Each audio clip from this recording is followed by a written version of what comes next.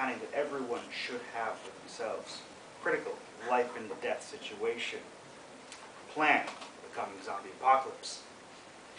Now, many people think this is kind of a waste of time. It might be stupid.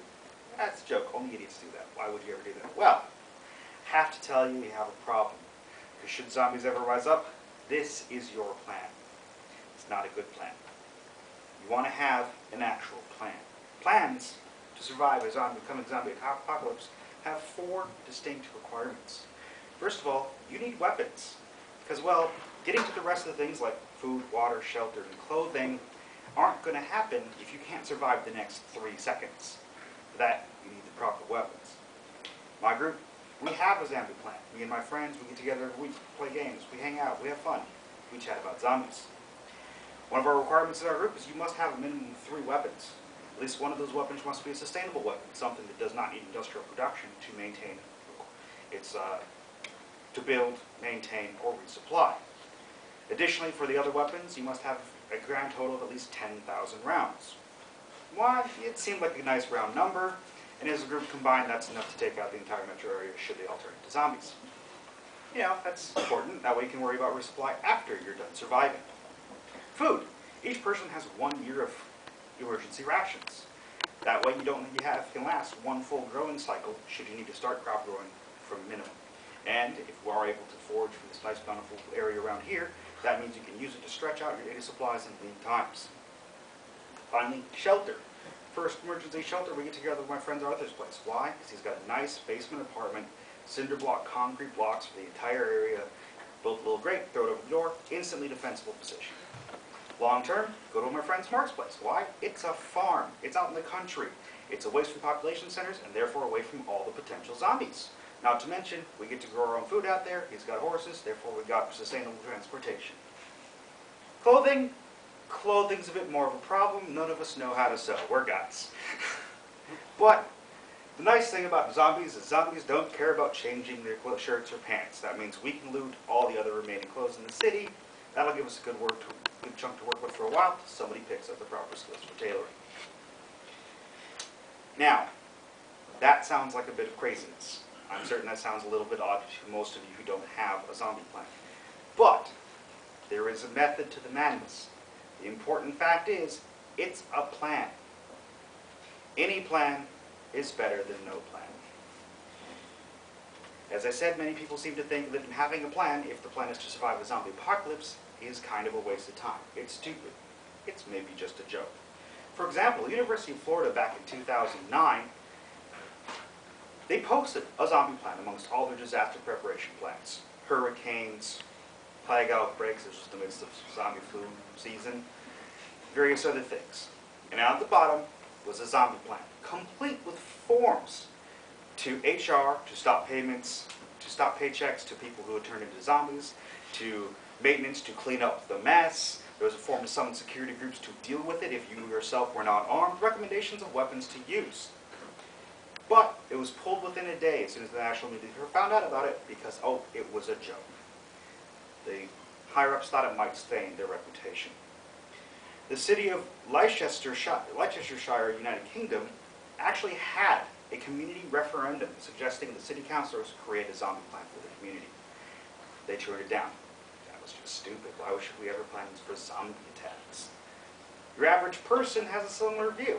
Why would you ever waste your time planning for a zombie attack when zombies don't exist? I mean, you're planning for something that you will never, ever have to fight. Well, I'm sorry to say that while zombies don't technically exist in, zombie apocalypse form right now, there have been documented scientific cases of people ending up effectively as zombies, just not contagious. And modern science is getting us ever closer to the point where those situations can become fully contagious. Crack.com, normally a joke site, little fun humor news, does have a very well-written article on 5 ways the zombie apocalypse actually could happen through science. They point out things like nanotechnology.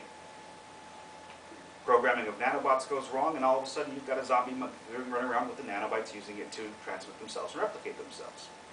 AI creatures are probably going to want to maintain their own life just as organic creatures will. There's been a number of little neurological bugs out there that destroy higher brain functions, leaving just a person walking around that all it wants to do is eat and sleep.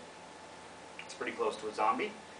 You ever have a country out there that decides to turn that into a weaponized form, all of a sudden you've got a really nasty bug out there that can result in actual zombies that spread themselves. So, not quite so crazy as people think.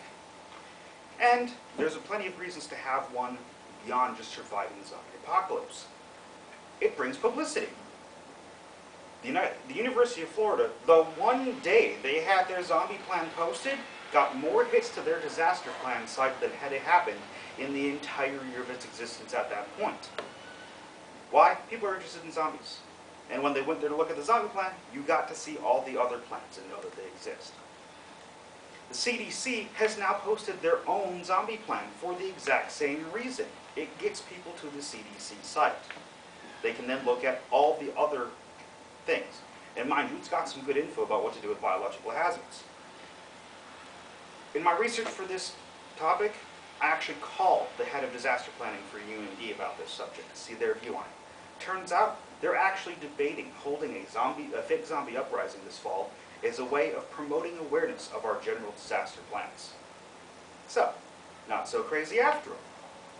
And like I said, any plan is better than no plan. Your average person, when making a zombie plan, even if they make it just for fun, ends up with a far more involved, far more contingency level plan than anything else that they would come up with. For example, you all have plans for escaping your house on fire. You have plans for evacuating the city in case of flood. We've been through that before. All right, you get out of your house. Now what do? Most people don't plan past that. You evacuate the city. How are you going to survive for the next 3 months before you get back to your home? People only have one stage of disaster planning. A zombie plan you plan for multiple stages because you plan on surviving for over a year or more. Hopefully the rest of your life. Hopefully that's more than a year. More importantly, in zombie planning, people tend to take into account the fact that someone might not be available to help them. Most people have a disaster plan for escaping fire, evacuating. Get your friends and family out, get together, that's it. Everybody assumes everyone's going to be there. A zombie plan, you account for the fact that someone might have gotten eaten. In a normal disaster, maybe the plan is to, like I said, evacuate to my friend's Arthur place. What if he's on vacation on Cancun when something happens? Can't exactly go over there because he's in a different country at the time. People actually plan for that. You come up with contingency plans for when other people, for normal plans, for when other people aren't there. These are plans that will save your life at any time. So, don't be zombie food. Come up with extra plans for normal situations. Any plan is a good plan. Your zombie plan can be easily adopted for actual disasters. For example, having your food. What if there's a major drought? Power failure. Food just can't get here because, I don't know, the city gets snowed in for a week. Most people who are used to going out and buying groceries every other day, if they're out of, if the supplies can't get in for a week, they're in major problems. If you've got a year worth of supplies already, dry supplies stored in your house, that's no big deal. So, get yourself a zombie plan. It's fun. You'll actually do it. And that way you have something to fall back on when an actual disaster happens.